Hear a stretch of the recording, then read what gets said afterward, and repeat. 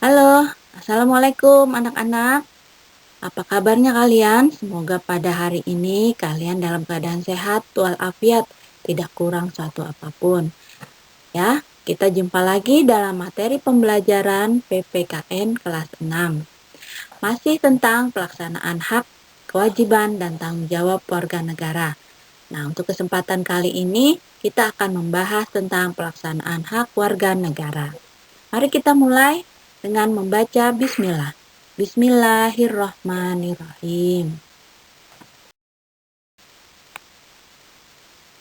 Pelaksanaan hak. Ya, apa itu hak anak-anak? Kalian sudah mengetahui tentunya ya. Hak adalah segala sesuatu yang harus kita dapatkan, yang kita miliki, yang harus kita miliki atau lakukan sesuai dengan peraturan yang ada. Hak hidup, misalkan, hak mendapat kasih sayang, ya. Nah, sebagai seorang siswa, kita memiliki hak untuk mendapatkan bimbingan dan pengajaran dari guru, hak untuk belajar, dan berhak mengembangkan minat dan bakat kita masing-masing, ya kan? Nah, apakah kamu selalu memperoleh hak-hak kamu di sekolah? Nah, tentu hak yang kita peroleh setelah kita menjalankan kewajiban dan tanggung jawab kita di sekolah. Ya, anak-anak. Nah, pelaksanaan hak di dalam kehidupan berbangsa dan bernegara, setiap orang memiliki kewajiban, hak, dan tanggung jawab yang sama. Ya, dalam memenuhi haknya, setiap orang dituntut untuk melaksanakan kewajibannya terlebih dahulu ya, dengan rasa tanggung jawab, dengan senang hati, dengan ikhlas, dan dengan kesadaran. Nah, tanggung jawab itu artinya kesadaran ya yang dimiliki oleh seseorang untuk melaksanakan kewajibannya dan menerima akibatnya baik atau buruk setelah melaksanakan kewajiban. Nah, setelah melaksanakan kewajiban dan tanggung jawab, baru kita akan mendapatkan hak kita. Nah, contoh pelaksanaan hak, kewajiban, dan tanggung jawab di kehidupan masyarakat adalah seperti dalam kerja bakti dan bermusyawarah dalam pemilihan RT. Ya, itu contoh saja dalam pelaksanaan bermasyarakat sebagai warga negara.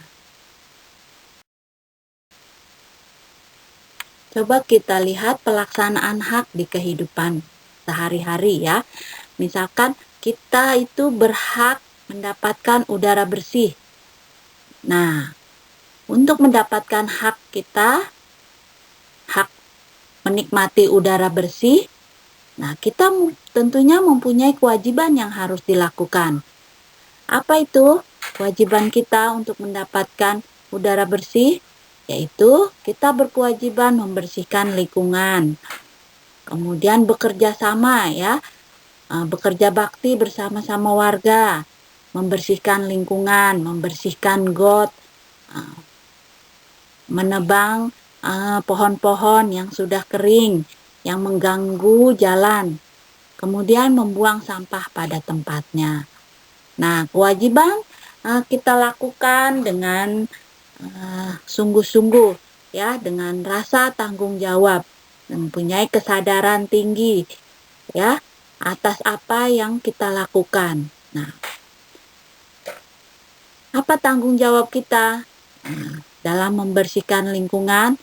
Nah, tanggung jawab kita yaitu membuang sampah, membersihkan selokan, menyapu jalan. Nah, itu merupakan menjadi tanggung jawab kita bersama sebagai warga negara, sebagai warga masyarakat.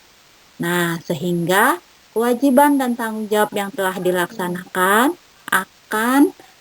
kita akan mendapatkan hak kita, sehingga tercipta lingkungan yang bersih, sehingga udara yang kita hirup pun menjadi bersih. Nah, anak-anak, pelaksanaan hak dan kewajiban serta tanggung jawab itu dilakukan secara seimbang. Ya, kita tidak bisa menuntut hak kita tanpa melakukan kewajiban kita dengan rasa tanggung jawab.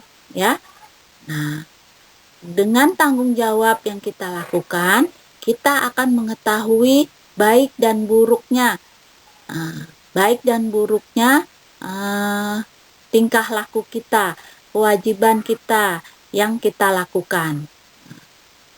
Kalau kita bertanggung jawab atas perilaku kita, maka kewajiban yang kita laksanakan dapat bermanfaat dan dapat berdampak pada orang banyak. Nah, anak-anak, tentunya kamu harus ingat pelaksanaan hak kewajiban dan tanggung jawab dilakukan harus secara seimbang, ya.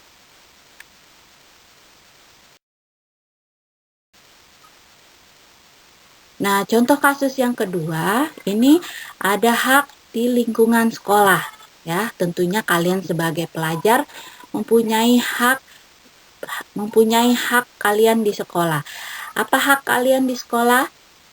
Mendapat pengajaran dari guru, mendapatkan fasilitas untuk menunjang pelajaran, ya kan?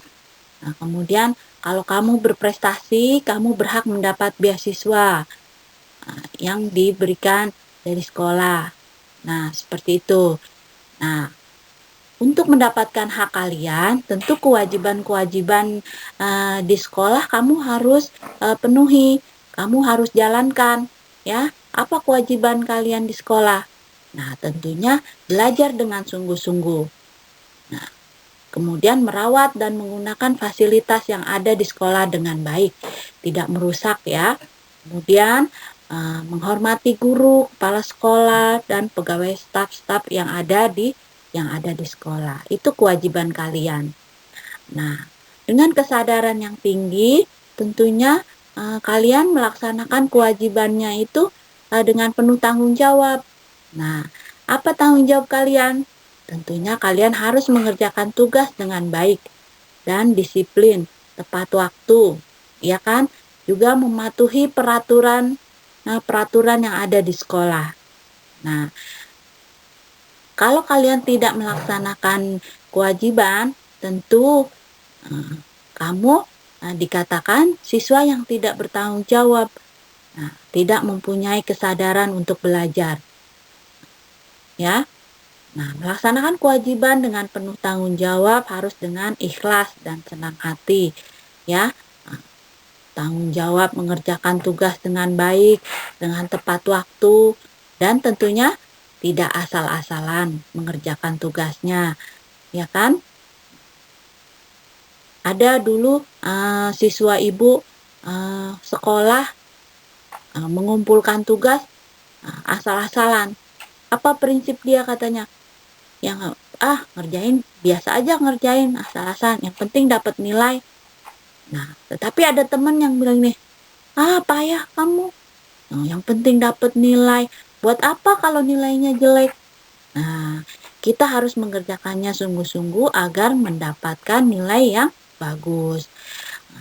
Kita sekolah tidak asal-asalan, ya, tidak asal mendapat nilai, tidak asal datang, tidak asal masuk, ya kan? Tentunya kita dengan sungguh-sungguh belajarnya, dengan menyiapkan segala keperluan, menyiapkan segala buku tulis dan peralatan sekolah. Nah, istilahnya kita niat sekolah dengan baik, dengan benar, ya. Itu berarti kita mempunyai kesadaran, mempunyai tanggung jawab terhadap kewajiban kita untuk belajar sungguh-sungguh. Nah, begitu ya anak-anak. Mudah-mudahan kalian mengerti. Tentunya itu merupakan contoh-contoh dari pelaksanaan hak dan kewajiban sebagai warga negara ya anak-anak.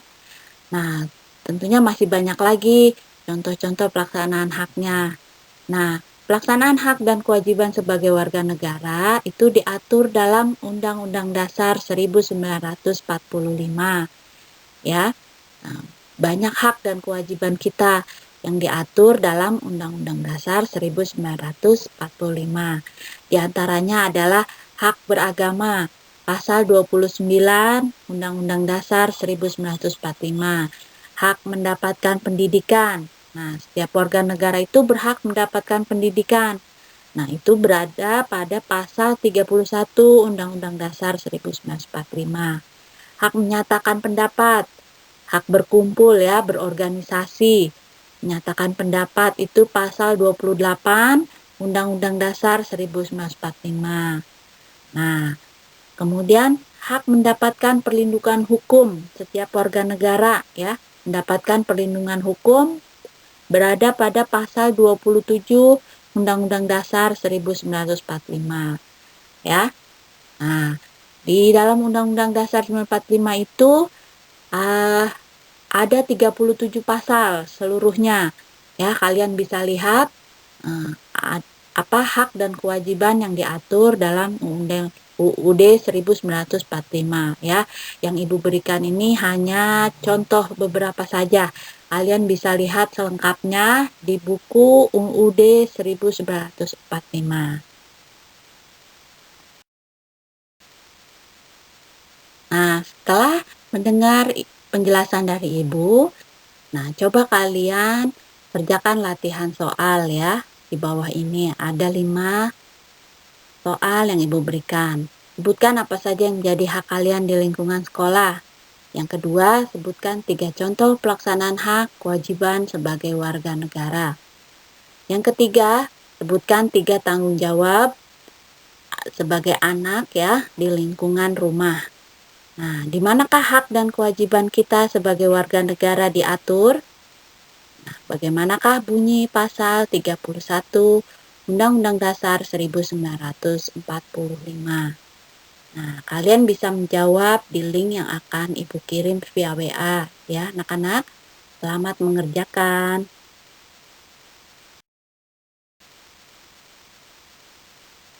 Nah, terima kasih anak-anak telah memperhatikan dan menyaksikan materi pembelajaran dari Ibu. Ya, semoga bermanfaat PJJ hari ini. Jaga kesehatan dan jangan lupa belajar ya. Nah, mari kita tutup dengan membaca Alhamdulillah. Alhamdulillahirabbil alamin. Ya, tetap semangat anak-anak ya untuk masa depan kalian ya. Karena di masa kalian hidup akan semakin berat ya. Hidup memang keras, maka kamu harus jauh lebih keras dan kuat untuk bisa menaklukkannya. Oke anak-anak, sampai jumpa lagi. Terima kasih atas perhatiannya. Assalamualaikum warahmatullahi wabarakatuh. Ya.